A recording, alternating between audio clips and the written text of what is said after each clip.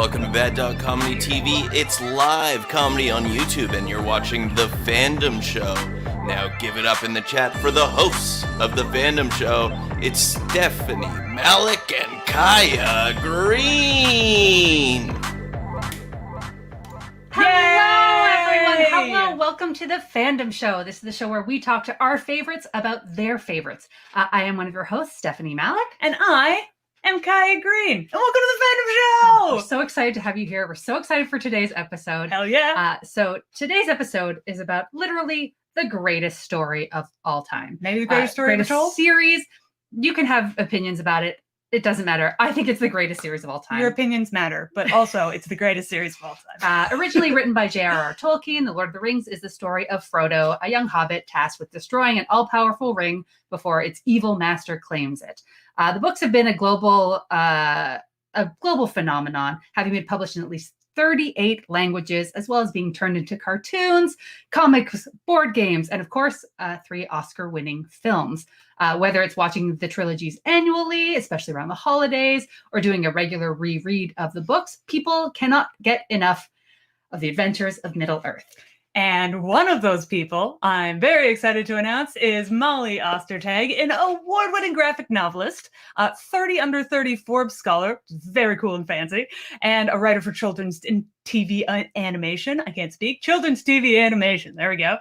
She's worked as a designer on the show Star versus the Forces of Evil, and a writer for Thundercats Roar and The Owl House, which is awesome and you should check it out. Her middle grade graphic novel debut, The Witch Boy, came out in 2017 from Scholastic and is being adapted into a feature film for Netflix, which is also awesome. It's followed by the sequel, The Hidden Witch, in 2018, and New York Times bestseller, The Midwinter Witch, in 2019. That is that thing back there. Her latest book, The Girl from the Sea, debuted at #1 on the YA bestseller list on June 1st, 2021. Please welcome the absolutely incredible Molly Ostertag. Yay! Hi! Everyone's air horns! Oh my God. Hello. I'm like flustered right now. Well, I mean, all of those are just facts. That's the facts about I know. That's pretty cool. Terrifying. But truly, we are here for the only important thing, which is about hobbits and how much I love them. You know what? The most important thing, I think for a lot of people. Yeah. Legitimately, sorry, this is not a brag. You already talked about the Forbes thing. They emailed me to interview me before to decide if they were going to give me a Forbes 30 under 30. I don't even really know what it is, but I was so deep in the fandom. It was last year and I was so deep in it. And I was like, well, I write a lot of Hobbit fan fiction. I don't know what you're talking to me for. And then they were like, your books? It's fine. The thing that I do. Right? So I got that award probably for my Hobbit fan fiction is what I'm saying. Honestly, I feel like they should be giving out that award for Hobbit fan fiction. Truly, I've read it. It's great. It's very good. It's so good. Gives so many feelings. Correct me if I'm wrong. You've written enough that you've bound it in a book? Is that correct? Yeah.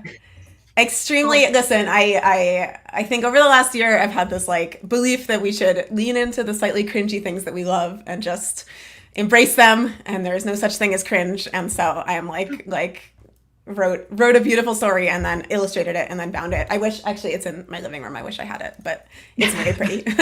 Well, go on to Molly's Instagram. We'll give it at the end of the episode. I think it's on There's there. pictures on there, I think. Yeah. Super cool. Yeah. And this is the show for cringe and loving your cringe and leaning right into your cringe. Yeah. So it's just I'm almost 30 and it's there's nothing, there's no reason not to pretend that I love this stuff so deeply. So 100%. Not. Is there anything better about getting older than just a lack of shame? Oh my God. It's really cool. I feel like I've just had it in the last year or two where I'm just I don't care. I care about a lot of things, but what people's opinions of me caring about them is not one of them.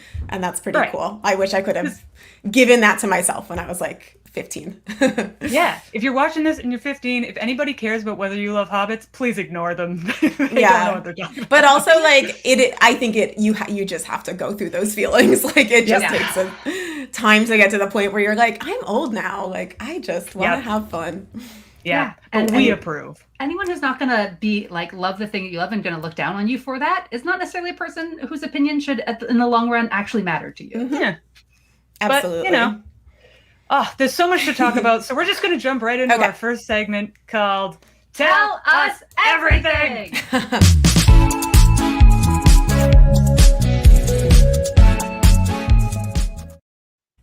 All right.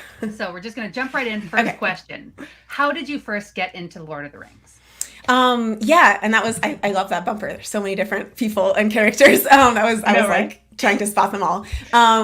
Yeah, my dad, who has always been like really supportive of me being a huge nerd, read me the books when I was really little. I know it was like around when I was learning to read so I was probably like 5 or 6 because I remember like looking over his shoulder and like figuring out how paragraphs worked and like kind of learning to read by watching him read Lord of the Rings and The Hobbit. So they go very, very deep for me, where I just like, that's the magical thing about those books, that they kind of feel, you're like, is this real? Is this like, I don't know, is this a history maybe or a mythology? I'm not totally sure what it is. And so I just like grew up feeling like it was incredibly real. And then the movies came out when I think I was 11. And they just like hit me like a ton of bricks. All of these like childhood memories of getting these stories really took me over. I was like going through a hard time in school and like socially and everything. And I just like fully dove into the world of Middle Earth for a while. I was definitely the kid who was like writing in Elvish on the side of my like homework and stuff, and my teachers were like, "What is this?" Very respectable. Yeah, I know. I agree. So yeah, that was like I think I've had like eras of Lord of the Rings in my life. So that was like one era, and then I was kind of like, that was a little embarrassing. And like then the Hobbit movies came out, and I was like, oh, these are really embarrassing. Like maybe like, and not to like, I think I can appreciate them now, but at the time I was like, they do not measure up to the original trilogy, which is what I really wanted. And so I was like, okay, maybe it's all embarrassing. And then in the last couple of years, I've just been like letting myself go back to it. As I said, like not being afraid of being cringe. And it's been so wonderful. And then I think last year in particular, we rewatched it all in one day with a friend, and just all the feelings, all the pandemic feelings, all the like California wildfire feelings, like all the fear at the world, and being with like the person that I had just married, and being like we were stuck in our house together trying to care for each other while the world is like literally on fire outside our door. And it just felt incredibly relevant and incredibly comforting and inspiring. And so that's kind of been like approaching it as an adult, and as an adult who like understands stories, and also as a queer adult, there's just so much that I'm finding in it that I hadn't found before. And so that's really exciting to just like have a story that you can like keep coming back to. Oh, that's so nice. I feel like I really like relate to the idea of eras, because like my grandfather was very into Lord of the Rings. In fact, this book back here, it used to be his. I inherited it from him. Is that the big red one? That's leather. I have that one too. Oh man. Oh really? Great. Yeah. I love it. It's just like sometimes I've never actually like sat down and read through it because I've read it so many times with different books, but like sometimes I just take it out to touch it. Mine is like full of like underlines and post-it notes where I'm like, this is gay. Like that's all. Do you have a gay edition of it where you've noted it up, and just like a regular edition of it? I just have they're the same thing for me. Yeah. One and the same, inseparable. Yeah. But the idea of eras, I think because because it came out in the 60s, it's related to so many different generations and stuff. And I feel like I can see where eras started for me, like when I read The Hobbit and became obsessed with it. And like when I first saw that one teaser trailer of the whole fellowship walking over the hill in theaters, and I was like, I get that. I feel like I've had that too. Yeah. Just tears. Every time that music swells, I can't handle it. Yeah, I know. It's like I really don't remember any of my reactions. Even like after seeing the first movie, I don't remember what I did. I just remember that by that time I was fully in it. Like at some point I watched it, and then I probably saw it like 15 more times and was just obsessed. The first reaction I remember having to the movie is the first time you hear Gollum speak was exactly like, and the visual of him was like, this is you read it from my brain. Yeah. Like, how did you take exactly how I saw him and put him on screen? It's so good. And it's just, I think like, it's like a true classic that just continues to be reinvented, and it hasn't been through so many different reinventions. Like there's been some films and some, I guess just films. There's going to be a TV show soon, but it's more just like, reading it in different times, you find meaning. And there was something really comforting during like I think the hardest parts of last year to read it and to read about this man, J.R.R. Tolkien, who loved inventing language and had this whole world in his head, and had also had this incredibly tragic, like, was an orphan, had lost all of his friends in the Great War, had definitely had PTSD, and like there was nothing to cope with it, and just like reading all of that into it, and then also being like, in this modern day, I am feeling feelings that I can recognize in you too, and that's like, oh, it's just like really good. It's like, it really made me feel like, oh, this is like what art, this is the point of art, this is the point of telling stories. Oh, that's so nice. It goes deep for me. I feel like that's the truest nature of fandom, is liking something so much that you want to zoom out and just see every bit of context for it. Yeah, you know? And for a long time I was like, I love it so much that I don't really want to know about J.R.R. Tolkien, especially when I kind of started getting into the queer read of it, and I was like, oh, I bet he would like hate me. And then doing research and being like, oh no, dude had a bunch of gay friends. Like, we would totally have hung out, like, if I was in Oxford at that time. And kind of just that realization of like being like, everything I learn about this world and the person who made it and the circumstances around making it, I'm like more and more interested, which is really rare. Because a lot of stuff you're like, I like the movie, but I don't want to see, I don't want to see the behind the scenes or anything. Like, I don't want to see how the sausage is made. Yeah. Amazing. When you, I guess we kind of answered this question, so I'm going to go to our next one. How do you engage with the Lord of the Rings fandom? Yeah, I think this might be bragging. I may have like started a little like offshoot of the fandom last year, because I kind of was like sharing a lot of stuff on my like public professional work Twitter, which is like tied to my books and everything.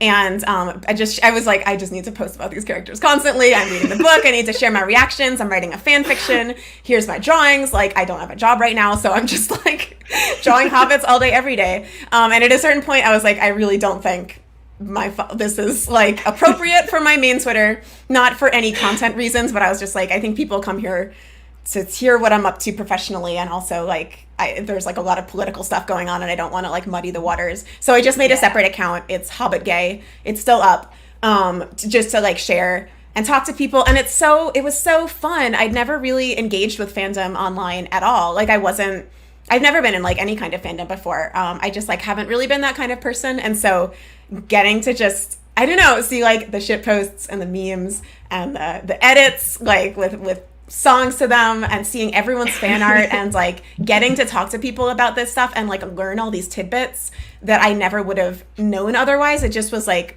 a really, really lovely way. I'm like I think like a introverted extrovert, and I really missed getting to hang out with people last year and like meet new people. I missed going to like book events and comic shows and getting to just chat with people and have a good time. So that was like a really lovely way to just be like this low stakes environment. We are all just here to like, most of us are here to have a good time, and the ones who are not here to have a good time, it's easy to ignore them. So so I think I feel like I've been trying very hard to just foster a really positive and art driven Tolkien community, and I feel like it's been moderately successful, which has been cool. Like, as someone who started once you made this alt account, I was just like, yes. Just thank you for all the like wonderful art and creativity that you've poured into this fandom as well, because so many, like myself as a fan, I'm not a creator in that respect, so I can't give back to the fandom what I've gotten from it, but it's just been such a gift to get to see that the outpouring of your love for it. I'm so glad, and I love comics so much, and I love just little drawings. I'm not really an illustrator. I don't do like big finished beautiful pieces, but I love to just do little moments. And so getting to do that with this story that I love, and sort of engaging with the text in that way, and then sometimes changing things, but sometimes just being like, I'm literally just going to draw this really tiny scene that no one remembers, but there's something about it that is just so sweet. And that's been like, it's been really, really cool. That's just those like little intimate moments, you know? Yeah. I think that's so cool, because like, fandom's so intimate to begin with in so many ways, because it's really about your relationship with the story, right? Yeah, and it's interesting. I think it's scary. I was always a little scared to share how I felt about Lord of the Rings. I think it is funny when you're a creator, because people will. It's like how much do you want to link yourself to other things? And like I definitely am linked to Lord of the Rings, I think probably forever at this point, and it comes up in like every single very professional meeting I have now, but that's fine. People are always like, and by the way, no, I don't. I'm good at boundaries. I really try to like be like, this is just for fun, but people are always like anyway, Lord of the Rings, and they know it will get a reaction. But yeah, it was just really fun to sort of have this place to be like a little silly and safe in a way that I honestly never have done on the internet before. And I think it's still like a little weird being like an internet figure and then trying to like have this like fun, more anonymous version of it. Like I wasn't comfortable like pretending it wasn't me, but it was just nice to like get to be like a little more low profile and be like, here's some dumb drawings, some very stupid thoughts, and like let's have a good time. And cuddly hobbits. Sweet little hobbits. Yeah. Speaking of the hobbits, do you have like a top 3 characters in the world of Lord of the Rings? Man, hard, I know. Oh man, I mean, it's so hard. I think book or movie, because I feel like they're different answers. I didn't think about that. Characters are different in between them. Well, let's start book. If you want to throw in a movie character. Okay. Well, Sam is like number 1 in both of them, both portrayals. Book Frodo is a fave. He's so sassy. He's such a little bitch. He's just like always has gossip. Like he's so funny, and he's just like they sort of just did a different thing with him, and they had Elijah Wood as this like beautiful, very young looking like angel boy, and he's perfect in his own way. But I love that Book Frodo is like this 50-year-old like like kind of just a weirdo, like a gay weirdo who's like, I miss my uncle who I lived with, and I don't know, like, I don't know. I don't really want anything, but I just, yeah, there's something about him that I love. Gandalf is a fave, I think probably in both of them. And then I think like movie Eowyn is a fave.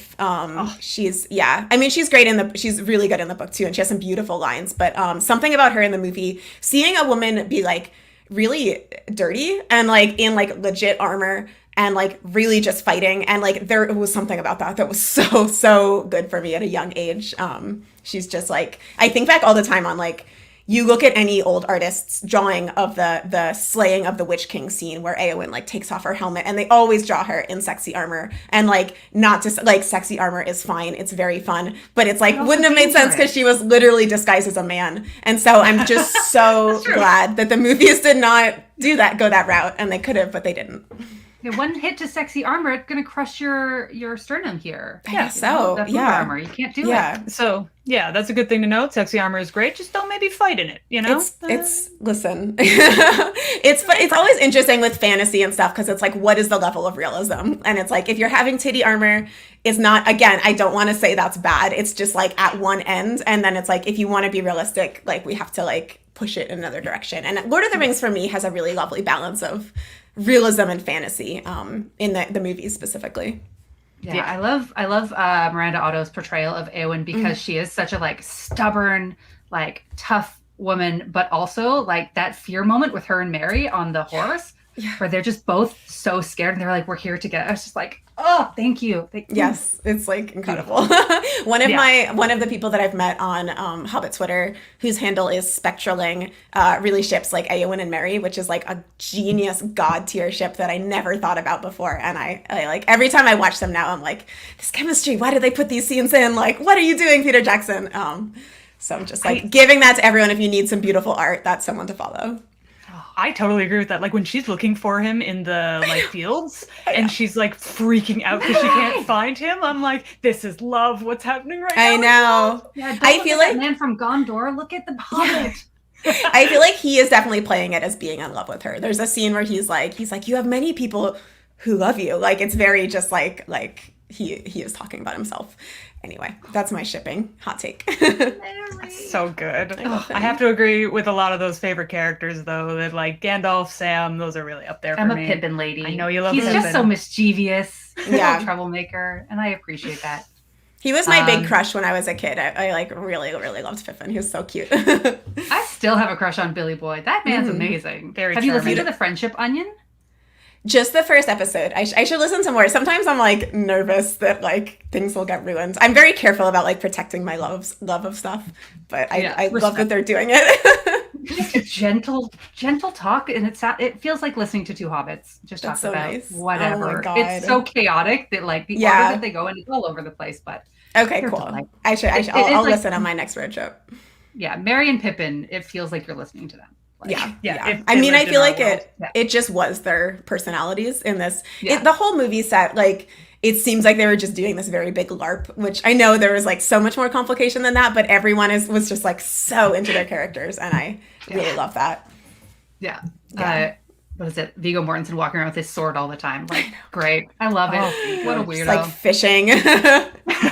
Yeah. Buying his horse at the end, I know. Viggo. Yeah, classic Viggo. Okay, this is another ranking.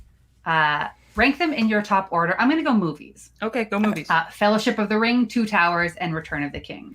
Oh, man. A preference? Oh, We're asking the really tough questions I know. here. I could have done that with a book easier. I think that Fellowship, I think it goes Fellowship, Return, Towers. Fellowship sets up so much stuff so well. And we are in the Shire, and we are meeting everyone, and we are in Rivendell, and it's just like, it is like so full of iconic. I feel like most of the iconic moments are from that. And then Return of the King, it's just so dramatic. Like, it's just like high Shakespearean drama in this level that they just like really, I remember, that's the only movie I remember waiting for it to come out and just being like, how are they going to finish this? Like, how can they do it? And they just really nailed it. And then Towers is good, but Helm's Deep is like a paragraph in the book. Yeah. Too long. Very long. Too long. Yeah, there's a lot of Legolas snowboarding down things. Look, nobody needed that. I didn't need Legolas going down on his shield. I love that. I do too. I remember being a 13-year-old being like, Oh yeah. what? Like, I'm sorry, you did what now? I want to be that guy.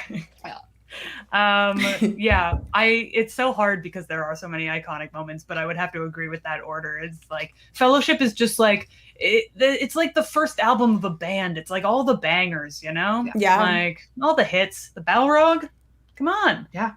Galadriel's appearance, it's beautiful. Yeah, it's the first Boromir death scene. Spoiler alert for everyone. It's so good. I mean, if you're watching this and you don't know that, why? I mean, thank you. But why? I showed it still holds up. over pandemic.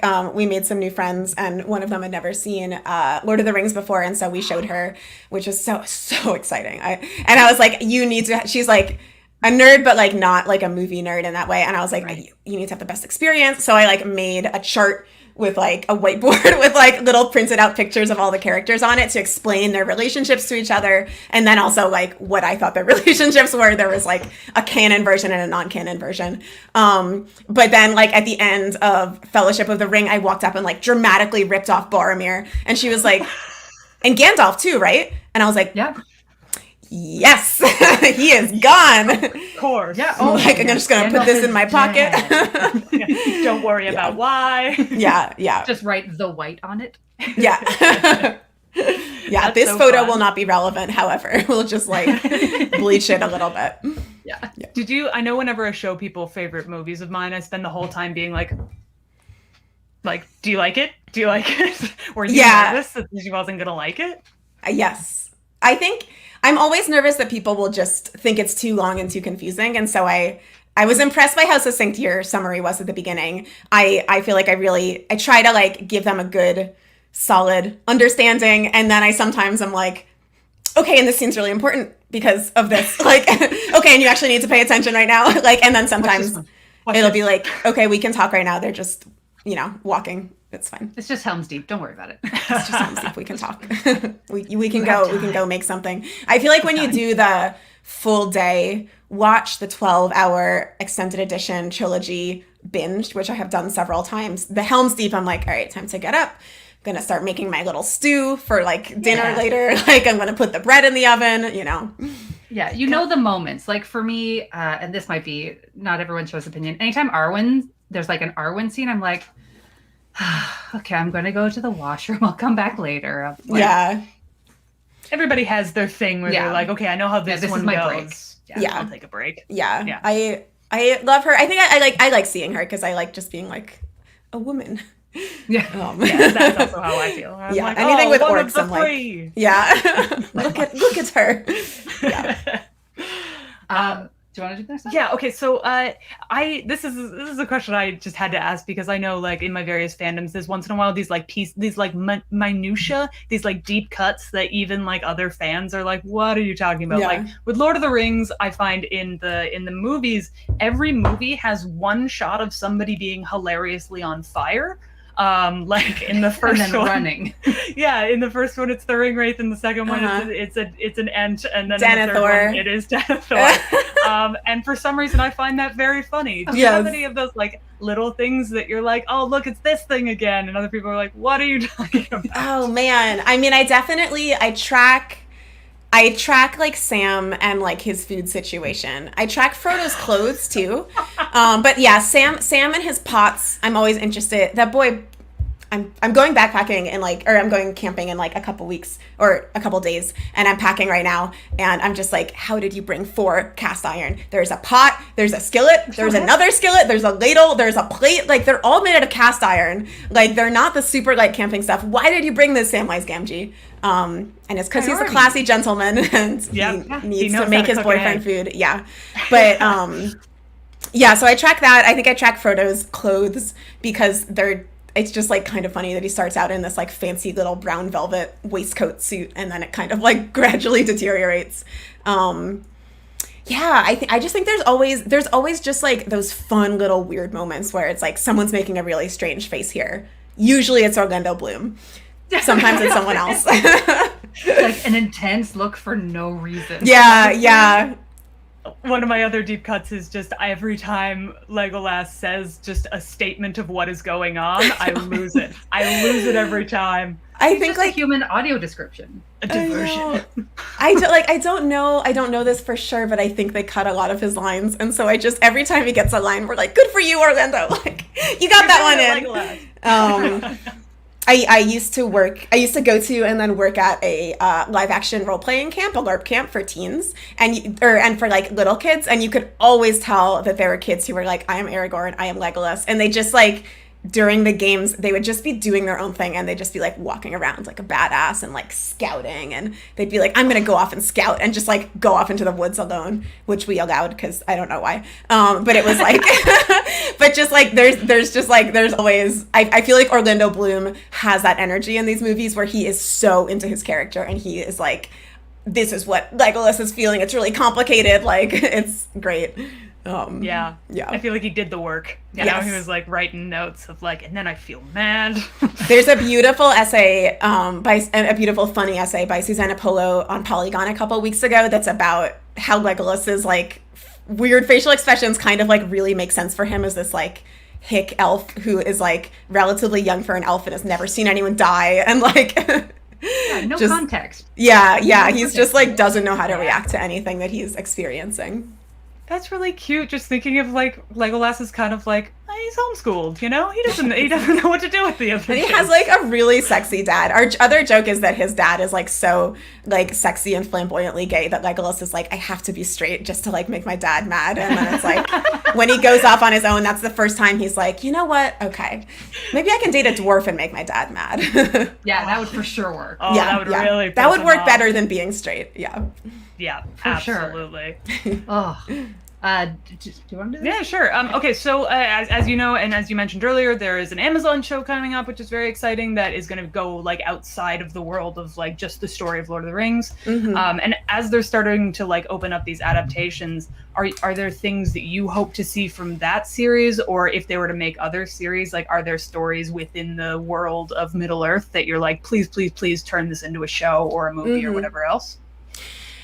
Yeah, you know, I have like I'm not a true fan in some ways about stuff because I'm not the kind of completionist fan who needs to see everything. Lord of the Rings might be different, but a lot of times I'm like, if I enjoy one adaptation, that's really good, and I don't need to see everything. So I don't know if I'll watch the Amazon show. I might. It doesn't seem like it has a lot of stuff that interests me. I just heard that there's going to be hobbits in it, so like maybe I'll be interested. Yeah, that's not a spoiler, or that's not like that. I'm allowed to say that. Like Yeah, that was like. I thought originally they weren't going to have hobbits in it. It was just going to be mostly centered on like men. The world of Yeah, it's like the earliest ancestors of hobbits.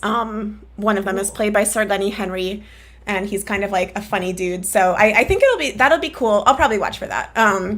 But yeah, I'm excited to see the War of the Rohirrim, which is the anime movie that's getting made. That's sort of about Helm Hammerhand, a story from like a couple hundred years before Lord of the Rings. Did you not know about this? I didn't know about this. Oh my god. Okay, I feel like Fandom shame. people just send me like these things. I get the same memes and the same news articles sent to me so much, and I love it deeply. But like, I'm always like, how does this is like in the New York Times, but it's not. Yeah, so they're making an anime about this like old story that's in the appendixes, and so I really love animation as someone in animation. I think that it adapts to Middle Earth in this beautiful way and adapts to fantasy in a beautiful way. So I'd love to just see more. Especially kind of that anime style, like I'd love to see. My idea would just be like a Ghibli movie about hobbits, but I want to make it. It looks so beautiful. I know. I know. Yes, because food is so quintessential to the hobbits and anime Ghibli movies. Yeah. Oh my goodness. I've thought a lot about this. That. Yeah. So I hope that there's something, and in general, I think that the things that we know about so far are very much aimed towards an older audience, which is chill. But Lord of the Rings, like, I had it read to me when I was 6. Like, we all have everyone who loves it has this childhood memory of it. Yeah. Mm-hmm. And so wanting to kind of make things that acknowledge that part of it, and that be like, The Hobbit did start as a literal bedtime story that Tolkien told his kids. And so to kind of honor that and make things that are really fun for kids to watch. And even if they don't understand everything, still like not a gratuitous Game of Thrones style thing would be really cool. So I'm hoping for that.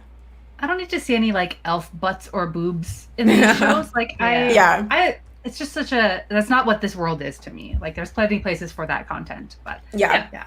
It would be lovely to see more stuff aimed at younger kids. Mm-hmm. Yeah, totally. Yeah, and even just kind of I think that's why like I think a lot of people do not understand like why Lord of the Rings is so like intrinsic, and I'm not saying that I understand all of it either, but I think there is this element of like the friendliness to children that those stories have, and then also the way that the hobbits are that, and the way that the hobbits kind of like give you this into the story. A lot of fantasy is like, I'm gonna copy Lord of the Rings, but it's all gonna be about Aragorn and Arwen, and also like they're gonna have sex, and it's just like that's well and good, but you are not making Lord of the Rings then. Like you need like a funky little guy to kind of be there and be like, damn, this is crazy. I just want to go home for breakfast.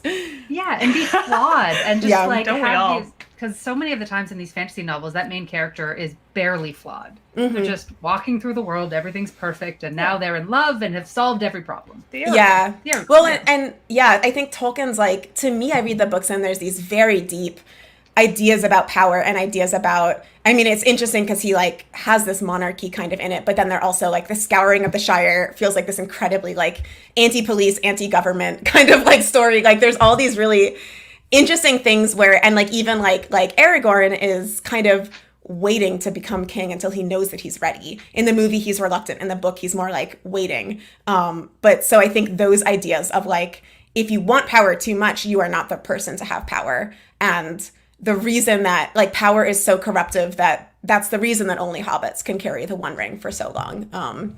That's all just like really interesting to me, and I think most people get caught up in the power fantasy. Not most people, but I think a lot of people who adapt it get caught up in the power fantasy of the battles and being a badass, and like I totally get it. But I think like as a storyteller now looking at it, I'm like, I think I know why this one was the one that kind of like defined fantasy. Yeah, that's so interesting. I never quite thought about that, but you're absolutely right. And like, God, that's neat. I always really related because, you know, I've often referred to myself as very Hobbit-like. My gender I've often referred to as Dapper Hobbit. Yes.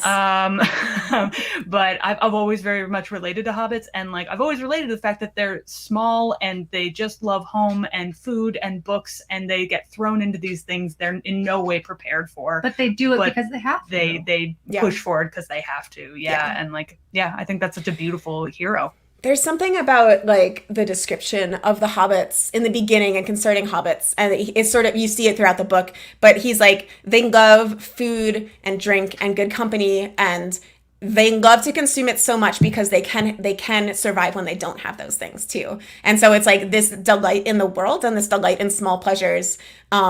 is directly a method to survive. It's not pretending that problems don't exist. It is building up a stock of good things and enjoying things while you have them, because if bad times happen, you will be able to survive it. And so that's like, and you see that in the book with like all of the hobbits, and it's like, so it's so beautiful to me to be like, these are not caring about like your home and your friends and your family and like what you're eating and things like that is not like a petty thing to care about. Like it is like a part of like emotional survival in a scary world. Oh, that's so nice. Could talk about this forever. Let me also say I'm drinking out of a Frodo mug that my mom made me. Oh my god! It's a little bit eerie. She made me a Frodo one and a Sam one. That's such a mom win. Oh my gosh! It's really sweet of her. Yeah. I am drinking out of a mug that, so I went to Hobbiton for my birthday 5 years ago. It was like life goal. Shit. And my friend, this was the glass that we were drinking from in the Green Dragon. And then she pocketed it for me. And I was like, I don't know, no, don't. And so I don't drink it because I'm so scared to hurt it. Yeah, that is a very Bilbo Baggins thing to do. I love it. He's a thief. Mm-hmm. Oh man, I feel like we could just be asking you questions forever, but before we keep going, I should give you a little warning. So this show is meant to be a positive space for nerds. You know, all of that positivity that comes from, you know, hobbits and just the people that love them. You know, but unfortunately around here we have a little bit of a troll problem, just like a little bit. Like every fandom has it, yeah. Right, and it's not even like a fun troll, like a cave troll. It's just some guy on the internet. Anyway, he's a total gatekeeper, and he likes to try and prove people aren't real fans. And he comes through here sometimes and tries to challenge people with trivia. And the only way to defeat him is love. Anyway, the point is that he's might come through here, but probably not. We've taken a lot of safeguards to make sure he doesn't come through.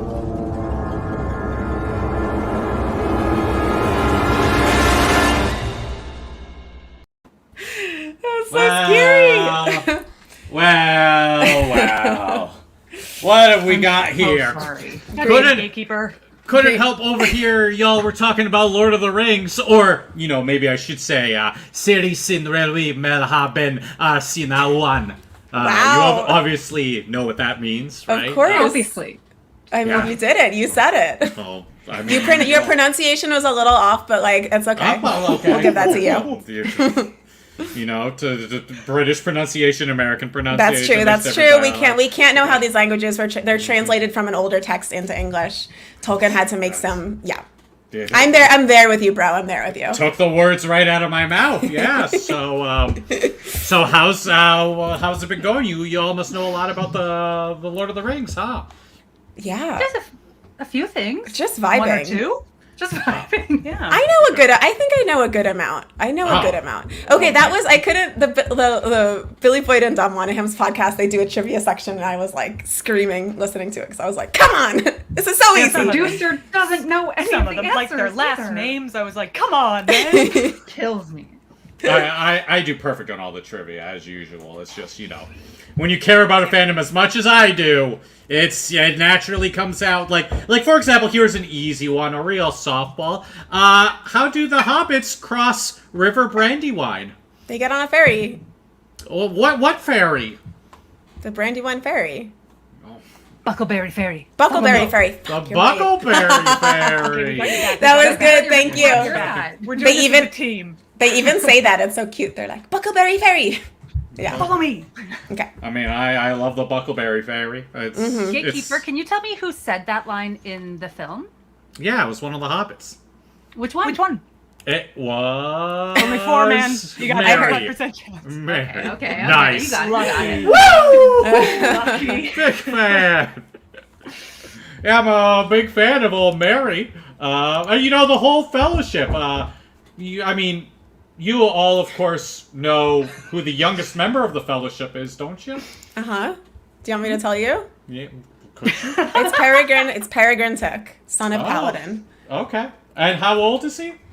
Oh gosh, I know that he's 16 in human years if you translate it from Hobbit to human. Do you guys know? He's like, I think it's 36 to 38. He's under 30 because 33 is the coming of age, and he's not yet of age. I think he's like 28.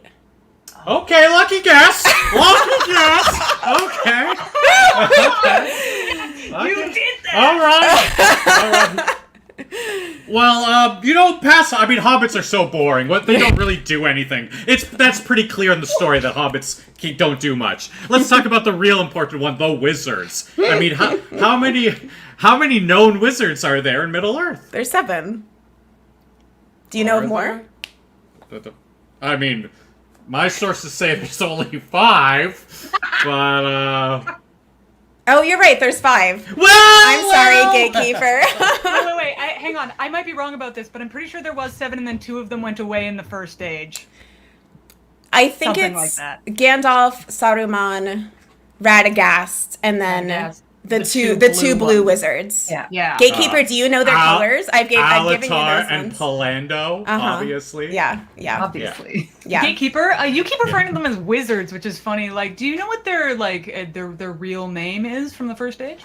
Gandalf, Radagast, Saruman. What they refer to wizards as. They respect them and call them Gandalf, Radagast, Alatar. But actually, Gandalf was like, he didn't call himself that in the first stage. He actually had a different name. And he was actually like serving someone, kind of like a goddess type figure. Do you know her name or what he was called? What Gandalf's name was? Yeah, it wasn't Gandalf. I mean, because Gandalf's original name before he was Gandalf the Grey was Olorin. Yeah. Why am I being trivia? did it! That's I'm so not proud. how this works. I'm so proud of you. Listen, I'm the opposite of a gatekeeper. I'm welcoming everyone in, even if they're a little spotty. Look, you would be a great keeper. I mean, we got great benefits. If you want to take my cards, baby. Here, let me Don't go to the pass dark it on side. to you. Oh my god. Thank you. The Pokemon card. All right. Well, look. As I said, no one cares about hobbits, so there's no way you'll know this. But how many kids does Samwise Gamgee have? Sam has 13 kids, which is fucking crazy. That is so many kids. Poor Rosie. Eleanor, Frodo, they have a billion. It's like Goldilocks, Merry, Pippin. They're named after like everyone. And He just went Goldilocks. through everyone that he ever met and was just Basically. like, and you get a kid, and you get a kid. That and you guy. The complete list is Eleanor the Fair, Frodo, Rose, Merry, Pippin, Goldilocks, Hamfast, named after his father, Daisy, Primrose, Bilbo, Ruby, Robin, and Tolman, named so after Tolkien, I assume. No. It's named Well, after let's Rosie's assume. cousin. Well, Rosie's cousin may have been Tolkien. We don't know that. We weren't there. It is named after. Okay. All right. Well, I'm not one for the movies. I think they got a lot of stuff wrong. I was more of a There's fan like of so much more hand holding in the books. I feel you, dude. Like so many more kisses. I like. Yeah. That's what I'm here for. Yeah. But I was a fan. I mean, I'm the fan of the movie that never got made, the one that was supposed to star the Beatles, of course. Do you know who was supposed to direct that movie? Oh my goodness. Okay. I don't know if there was. I don't think I know this one. I know that there was something supposed to star the Beatles, which is so funny. I know that John Borman or Barrowman wrote a script treatment, but that might have been for a different movie. Yeah, please enlighten me. I would love to know. Well, starring Paul as Frodo, Ringo as Sam, George as Gandalf, and John as Gollum, it would have been directed by Stanley Kubrick. Holy shit. What? Yep. Would have been a wild time, y'all. We live in the universe where the less entertaining Lord of the Rings exists. Here's the thing. I think I did know that, but it is like purged from my mind. Like I think that I will forget that in the next 5 minutes because I cannot hold that piece of information in my mind. Like the wildest take that someone was like, I really want to be Gollum. Can I be Gollum? That's the part I that know. kills me is there's 4 main hobbits, and he was like, nah, No, I'm Gollum. This is the Well- meaty roll. I'll leave y'all with this. I mean, Gollum, aka Smeagol, also had a third name. What was it? Oh, gosh. Can you give me a hint, Gatekeeper? Okay. Like who calls him this name? It would actually be... It's not so much someone calls him, it's more so the common translation of his name. Like, common speak, this is how you would pronounce his name. Oh, man. That's a good one. Oh no. Oh, I want to The know this gatekeeper now. can't win. Oh, he Well, he won't. well. The thing is that I'm so excited to hear these answers. Yeah, I know, me too. I'm like, no, tell us, go for it. Tell us, please. It was Trahald. Oh, that's like his wait, okay. Is that the name that Tolkien like translated? To my understanding, it is Do you the know common Gatekeeper? translation. I've Yes, never heard that Gatekeeper before. knows all. Gatekeeper, do you know Frodo and Sam's names from from before they were translated from Westron into English? I'm sure Yes, I'm sure you do. Yes, they're Frodomir and Samaron. It's so close. It's like really, really close. I think I got it. Yeah. If that isn't it, what would it be? Out of curiosity, Molly. Frodo's name, it's so funny. So Tolkien was like, I found this old book. It's written in another language. I had to translate it. I changed the names because the names sound weird to British people. So Frodo's names was Mara Labingi, and Sam's name was Ben-Azir. Isn't that crazy? Whoa. It's so It strange. is weird. I know. Which naturally lend themselves to Frodo and Sam. I don't, like, Frodo and Sam are, wait, okay, Gatekeeper, do you know, like, this is an easy one. This is an easy one. Do you know, like, the Old English words that Frodo and Sam's names are based off of? You're, like, Googling right now, I can tell. Only defines Golems or Trahold, which is Smeagol's real Westron name was Trahold. So Westron is the language. Yeah, so that must be in the appendixes then. It would be like a guy named Michael being called Miguel. It's like the translation. Yeah. Obviously, yeah. Child. Gatekeeper, are you on Wikipedia right now? No, I'm Clicking on your keyboard. I'm just moderating all the Lord of the Rings forums I'm a part of. Yeah. So- What are those called? Out of curiosity. lordoftherings.fandom.com/wiki/Gollum. That's it. Gatekeeper. While you're here, obviously, you know, we all really want to. Part of Lord of the Rings is celebrating. You know, you see it a lot Disagree. in Hobbiton, and there's a song that Merry and Pippin sing. I wonder if you'd want to sing it with us right now. Yeah. Just to celebrate. Of course. Yeah. Okay, so do you want to start that? Yeah. Okay, let's hear it. It starts off with should I There's do actually it a couple songs they sing. in English or there? I'll do it in English just for everyone's sake. Yeah, just the yeah, movie thank you. version. Starts off with You don't have to do an accent either. Okay, That's fine. Right, Yeah. Right. Okay. Yeah. I believe it starts off a famous song. Some say it's been translated a few times today, but basically, as we would understand it, it goes, "Somebody once told me the world is gonna roll me. I ain't the show." Why? Why do you got? Get out of here! We did it! We bandaged it! Take him away. Da, da, da, da, da, da, da, da. Victory music. Oh, Done. you destroyed Molly. him. We've done this a couple times, and I've never seen anyone like switch roles. Oh. I am the trivia master. I get so excited about all this stuff. I didn't know that about. That's the thing. I just love to learn about it. I know. We all learned today. I'm feel gonna like hold I know a couple of those things. Trahelm in my head. I'm gonna try to hold Stanley Kubrick as alternate universe director of Lord of the Rings in my head. These are new facts that will bring me joy. I do give you permission to forget that Stanley Kubrick one, though, if that feels more comfortable for you. I want to travel to the alternate dimension just to watch that, and then I want to come home.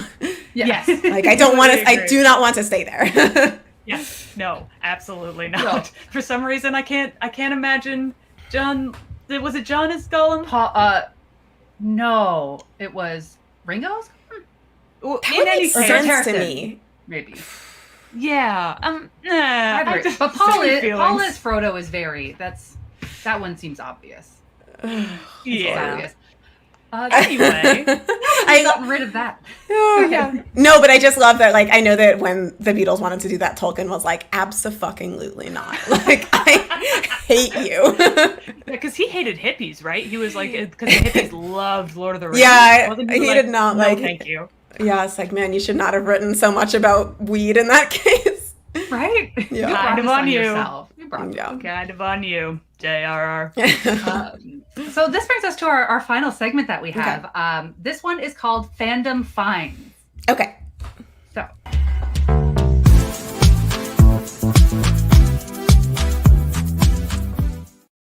So this section is essentially, we've gone onto the internet, we've scoured the internet, much like the Shire, See what you did there. to get some hot takes from people, some controversial opinions, and then we'd love to hear your take on that. Okay. So I'm just going to jump in on it. This is the first one. It's from Reddit, from Comic Nerd 93. Comic and his hot Nerd. take is, Samwise Gamgee swore an oath to a celestial being before going on a quest. Therefore, his D&D class is a paladin. Do you have any Like the thoughts? idea that Gandalf is a celestial being. Like, is that what they're saying?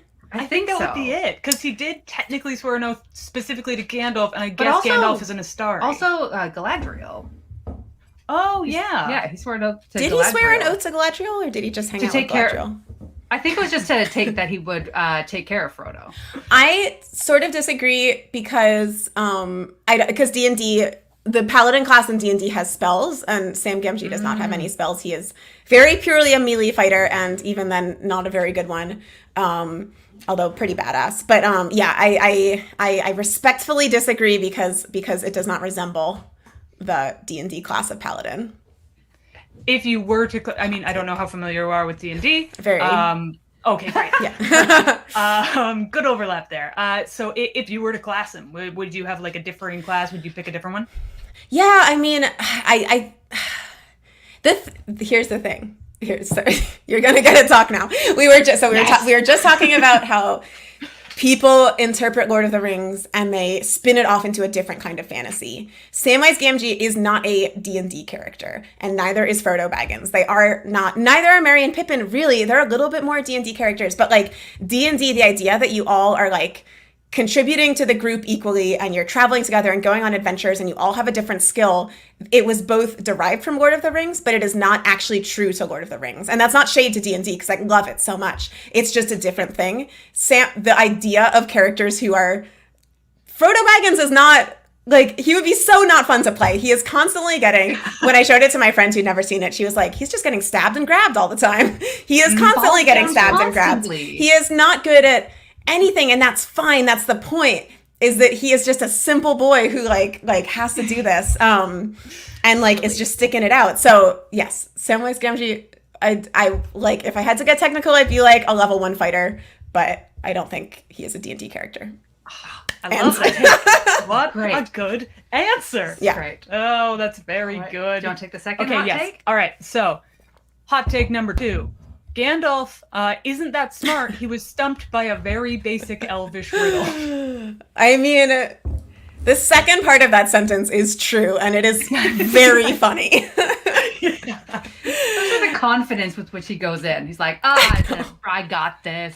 We're like, I feel like he maybe, because it is a very oddly simple riddle for elves. I feel like elves in general, it just would be more complicated. And so I wonder if Gandalf went in and just had that issue of like, I'm trying to find the complex solution and I'm failing. So it's pretty funny that he... snickering behind a rock, just like...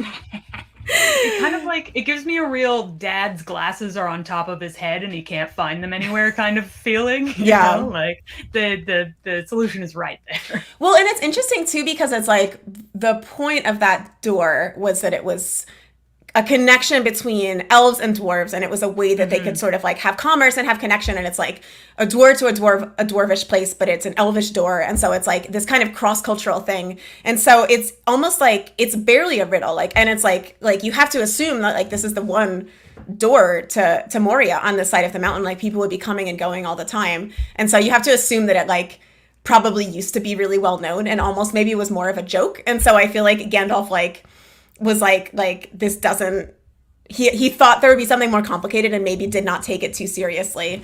Yeah, that's what I think. That's a cool way to look at it. That's what I think. Amazing. Love that. All right, hot take number 3. Aragorn should have chosen Éowyn. Interesting. This is from an article on ScreenRant.com. She is like 20 years old and he is like 87 or something.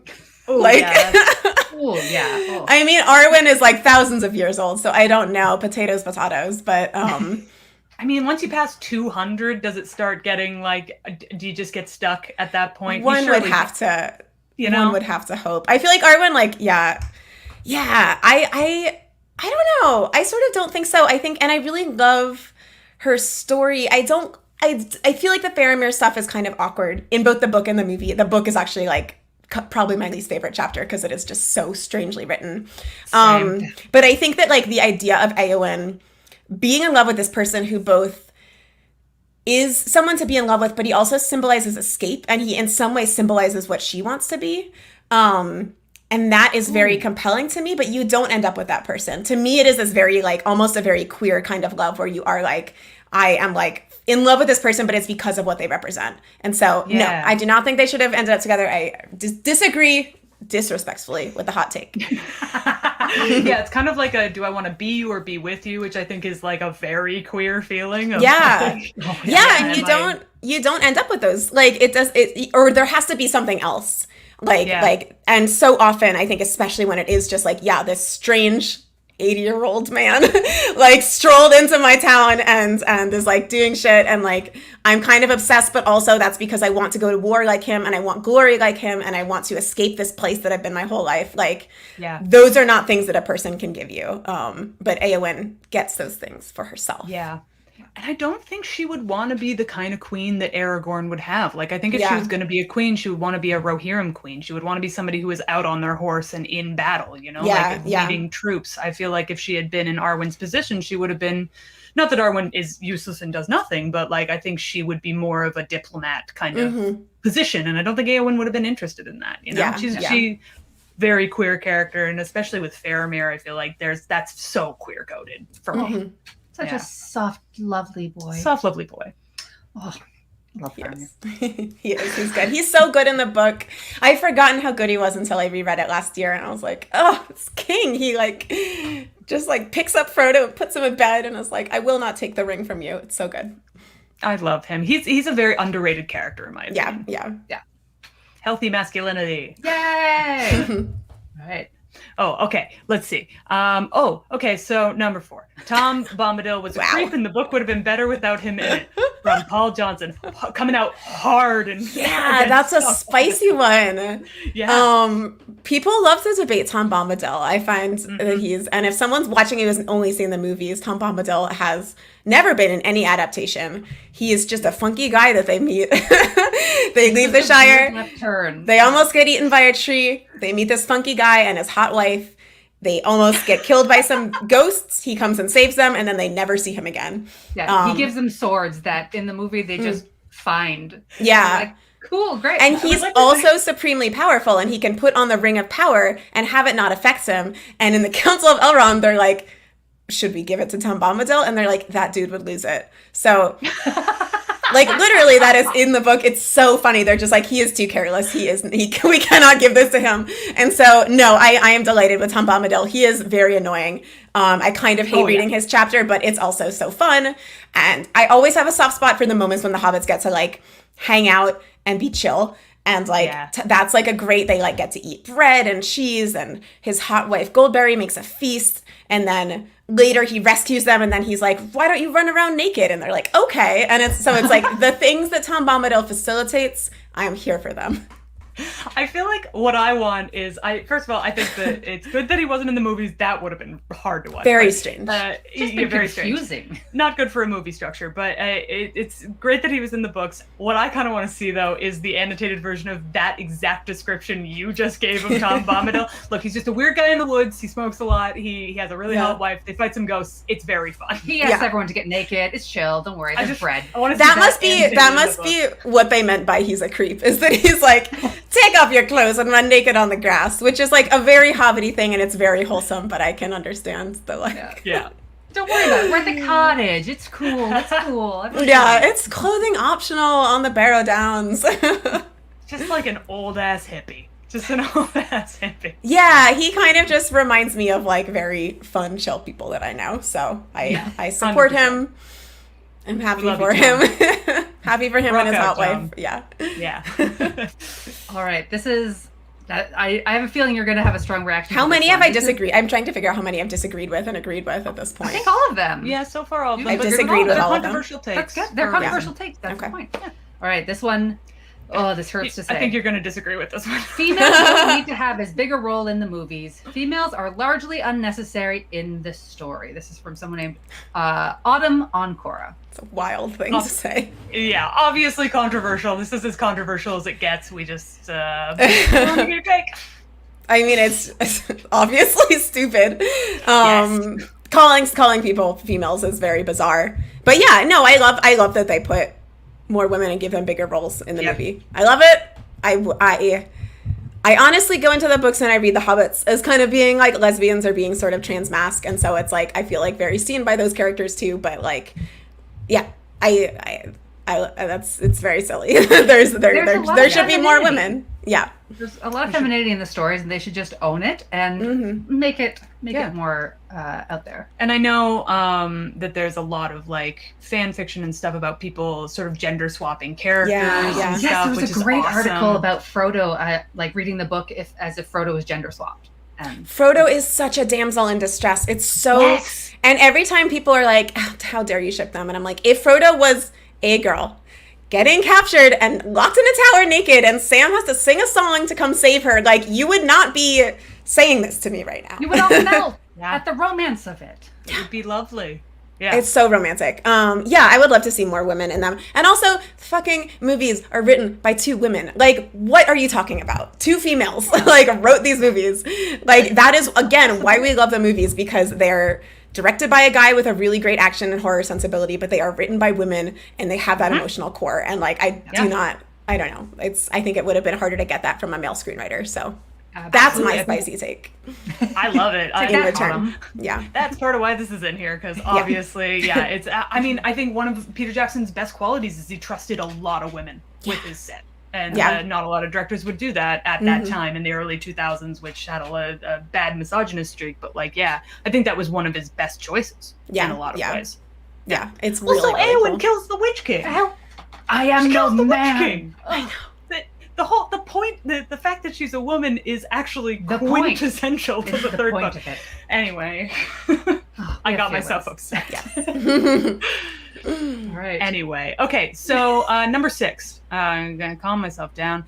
Sam This one's could not have going to help. Sam could have carried the ring all by himself. Frodo needed the entire fellowship. He was weak-minded, absolutely the product of a good team. He had a wizard to help him. And then a sports reference, he is the Tom Brady of Middle-earth, which I don't know what that means. And Sam is the Bill Belichick. Prove me wrong. This is from Crotch OP69. Crotch OP69, where to begin? You dumb motherfucker. Have you read the books? Do you understand anything? Did you understand anything that you read in that fucking story? You idiot. I hate when people hate on Frodo. It's so basic. Everyone thinks they're so clever for doing so. It's literally, he is, I mean, if we want to go back to the religious allegory of it, he is the Christ-like figure that is sacrificed for the world. Like, that is intentional. I am not religious, but like Tolkien was a deep and devout Catholic. Like, that is very much the intention. But like, also, sorry. The gatekeeper came in with a hot take of, oh my goodness. Gatekeeper came in to explain the sports. I don't care about, I mean, I understand like what they're saying. Oh, yeah. Tom Brady won a Super Bowl without Belichick last year, which means that Tom is better than Bill, so that guy fucked up. Stop giving the gatekeeper room. Out of here, gatekeeper. He's agreeing that this is wrong. No, I appreciate it, gatekeeper. I appreciate the context. Yes, thank you, but yeah, no, it's just like they are very much, the point is that it is the 2 of them at the end. And the point is that Frodo is this very powerless person. He has no magic. He has no strength. He really doesn't even want anything very much besides loving the Shire and loving his friends and his uncle. And he still volunteers to take it purely out of this like goodness of his heart, to take the ring. And it's like about protecting this person, and he is bearing the weight of the corruption. And so everyone else is like auxiliary to Frodo, and none of them could bear it because their powers, if they took the ring, would be corrupted. And even Sam, if Sam was the ring bearer, he cares so much about Frodo and loves Frodo so much and loves his world and loves the Shire so much and has so many desires that Frodo doesn't have, that Sam would become corrupted. Like, there's no way that he could carry the ring for so long. And so it had to be Frodo. It is his sacrifice. It is so beautiful and so poignant that the acknowledgement of trauma at the end, where it's just like he cannot stay in this world that he's saved. But also, yeah, there's an alternate draft of the Lord of the Rings where Gandalf gives Frodo and Sam elf names, which I cannot remember off the top of my head. But they basically mean one who endures and endurance beyond hope. And Sam is one who endures, and Frodo is endurance beyond hope. And so it's like Sam is the one who keeps going. Sam is the one who holds the hope. Frodo, so early in the book, is like, this is not going to work. We are going to die. But he keeps going. And it's like, it truly is like the two of them together. Like, they're honored together at the end of the book as ring bearers because it was both of them. So, crotch OP 69, I will fight you. Meet me, name your place and time, and I will be there to battle you. I love that. I've always felt of that take, like, the fact that Sam gives it back is the reason that Sam isn't the ring bearer, you know? Like, he's there for Frodo. He never would have gone that far if not for Frodo. And, like, they have the best friendship of all time, or relationship of all time, depending on how you look at it. It's just like, no, they gotta stay together. Yeah. They're only able to do it because they're with each other. Yeah. And the fact, like there is a scene when Frodo is paralyzed by the spider. Sam thinks he's dead. Sam takes the ring and is like, I guess I have to go. I guess this is the point of us all being with Frodo, is the point that, like, if Frodo dies, one of us goes. And then he starts to go, and then he realizes he's like, this is the wrong thing to do. I have to stay with his body. And then he goes back and, like, discovers that Frodo is just paralyzed and now he's captured. And it's just, it's like, that is Sam Gamgee could not have taken the ring. Like, he wants things too much. If the ring had promised him, I will bring Frodo back to life for you, I believe he would have taken it, and then we would have been fucked. By we, I mean Middle Earth. You know, extension us. All of us, the people who mentally live in Middle Earth. I know. Yeah, it would be such a bummer. Yeah, exactly. Oh, that makes my heart warm. This is why I cry at every ending of Return of the King. Every why 4 or 5 of the endings. I know. Speaking of the endings, I'm going to actually skip a question. Sorry, Connor, our amazing tech. To this hot take, the Scouring of the Shire should have been put into the Return of the King movie. Oh, that's a good. And speaking of, sorry, there's no source for us to put it. Yeah, and speaking of, like, all the endings, that's very relevant. It's one of my favorite chapters. I would have loved to see it in the movie, but I also I would have made it. It was already so long. Like, I get it. I would love to see The Scouring of the Shire as, like, its own movie. Like, it's so much. I do think that it tells the themes of the story in a way that you lose when you don't have it, where it is like, you can go home, but the world will never be the same as it was. And, like, you can fix things in the big world and go back and things will still be broken. And you need to kind of, like, take charge of that. And so I really, really love it in the book. So I, like, in an ideal world where we can release, like, 6-hour movies and everyone just loves it. I think it should have been. That would have been really cool. I wish they would have filmed it just for the extended edition. Yeah. Just so that the people who really want it could have it. But, like, when I've told you this story, when I was watching Lord of the Rings in theater, there were some people in front of me who were, like, more casual fans, I would assume from their reactions. But every time it went dark in one of the endings, they got up to leave and then they're like, oh. And it happened 4 times. And I'm sitting there in the back being like, oh, they got so mad at the amount of endings of the movie. And I was just like, the Scouring of the Shire would have destroyed these people. Yeah. I wrote that article for Polygon about queer readings of Lord of the Rings and how I think it's intentional. But I've read a really interesting essay, I think it's called On Fairy Stories, that is about this. I think that's the one. I definitely cited it in the bibliography of my essay. But it's about the inherent queerness of the relationship between Frodo and Sam as they are traveling, and then how that dissolves once the ring is destroyed, and how it almost was like this world that the ring was in where things were kind of, like, wrong was also where, like, what could be perceived to be, like, wrong in Tolkien's time could exist. And so this idea of, like, when the ring is destroyed, it is the end of an age. Like, it does destroy the power of the other rings. It destroys so much of Middle Earth, and it also destroys this, like, sort of rarefied space that Frodo and Sam have been occupying for so long. And so to me, the transition from that then into, like, the fourth age and all of this like other stuff going on and kind of like things changing is really poignant and really, really good. But I also get that that's like a complicated thing to convey in a movie. So, yeah. Oh, I'm going to be thinking about this all night.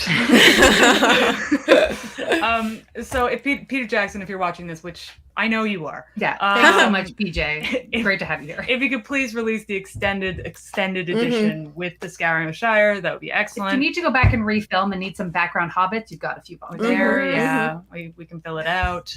Okay, I'm gonna ask one more. Okay, final hot take. That is like a bit of a big lore one. We're skipping one to our tech Connor.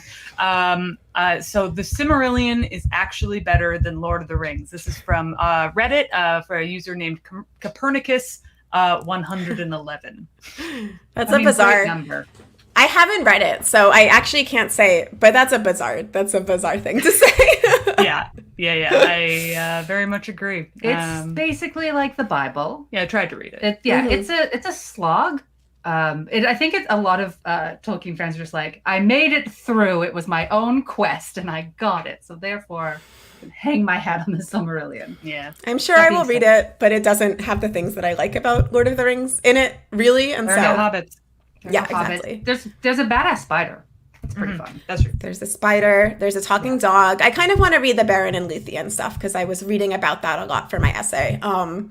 But yeah, no, that's a bizarre. I mean, that's just it's funny because I think that Tolkien might almost agree with that. I feel like his style. Yeah, like and I think that this is kind of something that. I'm only saying this as an author, but I think this is something that you say when you're an author and you don't want to talk too much about how personal the work is. But he always would be like, oh, I just wrote these books because I invented these languages and I needed to make a history for them.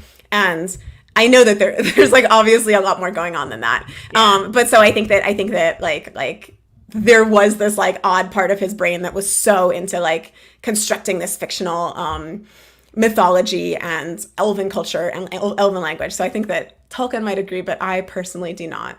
Very, very fair. Before we wrap up for today, we like to give people an opportunity because in case somebody who is watching or listening to this, either as the video or the podcast, is thinking, well, this sounds really cool. I've never seen Lord of the Rings. I've never read Lord of the Rings, but now I kind of want to get into it. Is there anything you would say to them as a fan to bring them in or welcome them to the fandom? Oh gosh. Yeah, I mean, just like come in with an open mind. When you if you're watching the movie, pick your favorite character and kind of be like, this is my person. They should be in the Fellowship. And so you're going to have to wait a little bit till we get to the Fellowship. But yeah, sort of just like pick your favorite characters and let them carry you through the story because you're going to want to watch this more than once. And so it'll take you on a journey. It's really fun. And it will sort of like people get really into this. My friend, so Tori Owens, she's my friend who I like introduced to it last year. She has like a podcast with a friend now where he like explains the Silmarillion to her, and she's like, I don't understand this. It's called the Silly Marillion, which is cute. And it's just like it has this way of building community and pulling people in because it is this very big world. And so if you're interested in coming into it, there's space for you to come in and you can really come in and find the thing that you care about, and there will be content for that, and there will be other people who care about it. So that's like really exciting. So like Yay. good luck remembering everyone's name. And Sauron and Saruman are two different people. Different. You'll get it. You'll get come it together after a while. I agree. Yeah. Very poor choice. Well, you're right.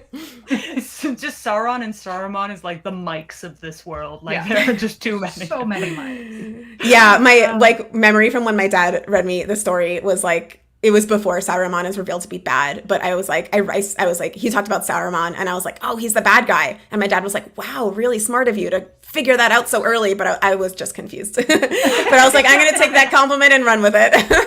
Thank you. And I've never stopped talking about media criticism since.